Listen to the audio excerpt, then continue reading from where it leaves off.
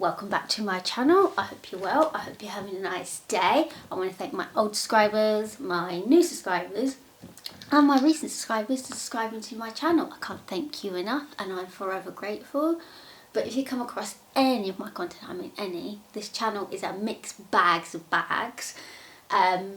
There's short, there is this honest conversation series, there is many things. And also, if you subscribe and press that wee green subscribe button below, there is a beautiful, wonderful community tab of mine where I interact with you all, give you BTS and update you on things and share photos and just drop in and say hello. So if that's something for you, hit that wee green subscribe button below and I hope to see you at my community tab. So today's honest conversation is episode 17 and it's the truth about making friends as an adult. But we're going to talk about the autistic side, people like me who are on the spectrum, ASD. It's my experience and it's my own beings of trying to make friends as an autistic adult. This is from my point of view. Obviously, no two autistics are the same. We're not linear people. So, let's get on with it, shall we? So, I just want to give you a brief intro before we start. And basically, I'm talking about something that I think a lot of us, especially autistic adults on the spectrum, can relate to. From making friends as an adult. It's a tough world out there. And there are a lot of things people don't always talk about. So, what we're waiting for? Let's dive into it. This is chapter 1, the struggle to connect. Making friends as an adult, especially when you're autistic, can feel like an uphill battle. You realise that meeting new people isn't easy and just being around them is very hard. I mean, social settings can feel overwhelming and it's not as simple as just go out and talk to people. I mean, we can't do that, We were built different. Like, some of the wrong parts. It's like putting a Nissan on a Mercedes Benz, if that's the analogy you want to use. And it's not a bad thing, because being different is great at times, but it's not so great. But anyway, it's like, as we struggle with sensory settings as well, to crowds, to people, to smells, to an array of things. Like I said, each autistic person is different. None are the same. We are not linear. I detest the word high functioning, low functioning, because I find it ableist. That's my own opinion. But we struggle, we strive sometimes. And as you well know, if you've been on my channel long enough, I hate the word gifted and superpowers and all that lot. But I'm just getting that one out of the way. Chapter 2. Basically, we've got misunderstanding and isolation. A major part of this challenge is that people don't always understand autism. I mean, some people don't. People are like, what's autism? Because, there's no look to autism and, because it's a hidden disability, it's like, it's very hard to fathom. We can be perceived as shy, distant, uninterested, when in reality, we're just processing things differently. Like I say, our brains work on a different system. We have a slow process. Sometimes we pick up things quickly, but sometimes our brain's like buffering. And it's like, whoa, do you know what I mean? Like I say, for instance, in situations when I've tried to reach out because I didn't know how to engage in the right way, people assumed that I wasn't interested.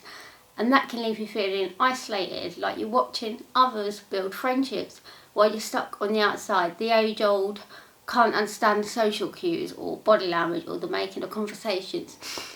It's like we do struggle with that. That's our major obstacles for some of us. It's like social cues, body language, tone. Sometimes for me, because I have resting bitch face, my emotions don't match my face and I always get told, oh, you're angry, you're upset, or people ask me 1,000 times if I'm fine. It's like, I'm grand. Do you know what I mean? See, that's hard and it annoys the hell out of me, and this is why I struggle to build connections, because at the end of the day I want to strangle someone, not like, I'm on the metaphorical terms, but it's that, and it's like, because people keep asking me if I'm sad or, oh, why do I look so angry? And so I'm not, this is just my face. Do you know what I mean? So as an autistic, I struggle with that, and in the end it just gets, what's the point? And then I just give up and all the rest that I've mentioned. But you know, that's it for me from my experience. Tell me yours. Chapter 3. Communication differences. Let's talk about communication. As an adult, socialising can often feel like navigating a maze of unwritten rules. For those of us on the spectrum, these rules can be a mystery. I mean, it is. It's like labyrinths of labyrinths. For example, small talk can feel exhausting or pointless, but for many, it's the key to starting conversations. It's not that we don't want connection, but when your brain is on a different RAM and rewired, it can become exhaustive and it's hard to fathom in the NT world. I mean, for people, small talk is just like fine, you know, for the NT people, like, oh, how's the weather? And, you know, there's, not that isn't excuse, but I've always been blunt and unfiltered, and that's me. And obviously, if I do come across rude, I do apologise. I do have my hands up. I don't go, oh, my, this is an excuse. But obviously, for me, small talk when somebody asks me how the weather is, it's like that. I don't know if you find this funny, but I will find it. You know when it's raining and you go out in the rain and you're soaked, and then you go into a random shop and someone goes, "Is it raining out?" It's like Captain Obvious. Is it raining? And you just want to say something, but that's how I work. You know, I just want to say something, but sometimes I have to bite my tongue because being unfiltered and blunt, and not everyone likes, unfortunately, and I have to navigate that barrier between the NT world and my world. And as much as people find it comical, some people will get offended by it. So this is where I struggle to make adult connections, or you know, the conversation of making friends, or oh, hi, how was your day? And do you know that thing that Michael White, Jack White said, that, hi, how was your day? How was my fucking day? Yeah, that, you see that clip, then yeah, that's basically how I am. And that is me through and through. And why it's not too social for this world that we live in, on the NT world, you've got to be like, you know, convey yourself to a certain etiquette. There's people like me, there's probably many others like me on the spectrum that are so out there and blunt, that like, oh, we just crossed over the yellow a bit, because, you know, it's like that thing when people say to me, you know, a lot of like things when people bring up in conversations, like, how was your day, or how was your weekend? And for someone who's isolated, I don't do, I just like, oh yes, I just cleaned and then I did the oven, and you know, I literally just say it.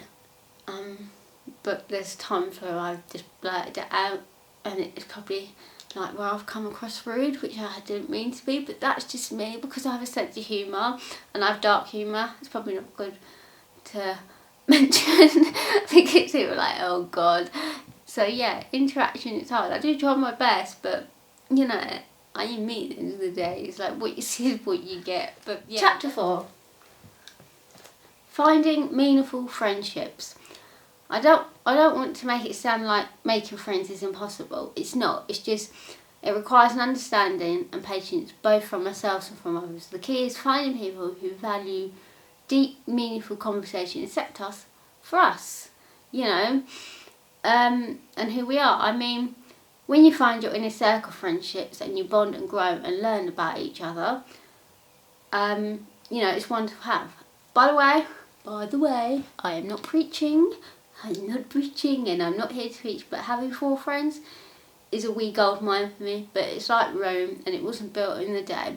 I mean, it is hard for us to fathom, navigate a friendship as an adult, because if you're like me, sober, this is my sense of humour, and live a boring lifestyle, you don't drink, you don't do drugs, and you rather sit at home and, you know, watch reruns of old David Tennant and Doctor Who, or something geeky and mad, and, you know, because as much as there's a marketplace for us sober folk, I don't really like going to pubs anymore unless it's meeting with a pal or having lunch or whatever. But you know, that life is not for me, so it can be hard to fathom, because people still look at you with 2 heads when you say, I don't drink, and they go, you must be boring then. No, you know, if I actually come out with how I honestly was, like I say, that I'm unfiltered.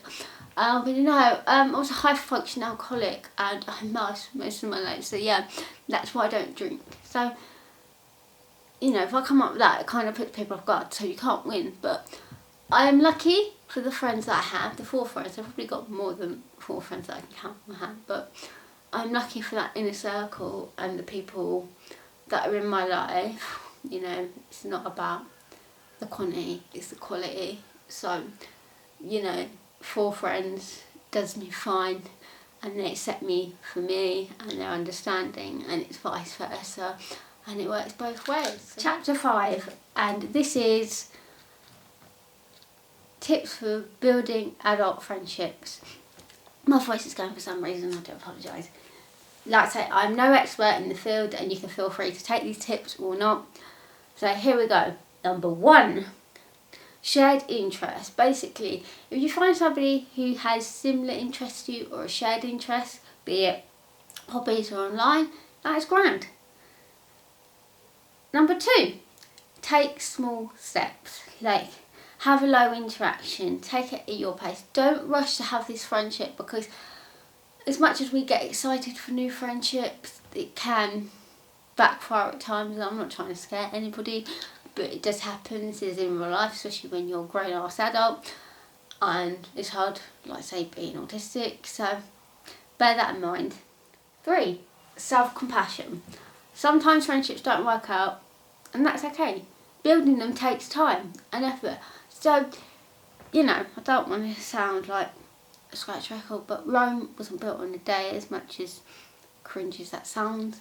But, you know, if it takes years for that bond, then so be it. And if it doesn't work out, it's not your fault, and you haven't done anything wrong, and, you know, that person probably couldn't accept you for you and all your lovely flaws and being autistic, and that is cool. So don't beat yourself up about it, okay? So I'm just going to leave you with a few words, but building friendships as an autistic adult is definitely challenging. I mean, it's like Tashiki's castle, challenging. But, you know, it's also rewarding as well. It's like, have you experienced something similar? Drop a comment below and share your story if you want to. You don't have to. But I just want to say thanks for watching, thanks for coming, and don't forget to like, subscribe and comment down below, and I'll see you for the next one. Bye!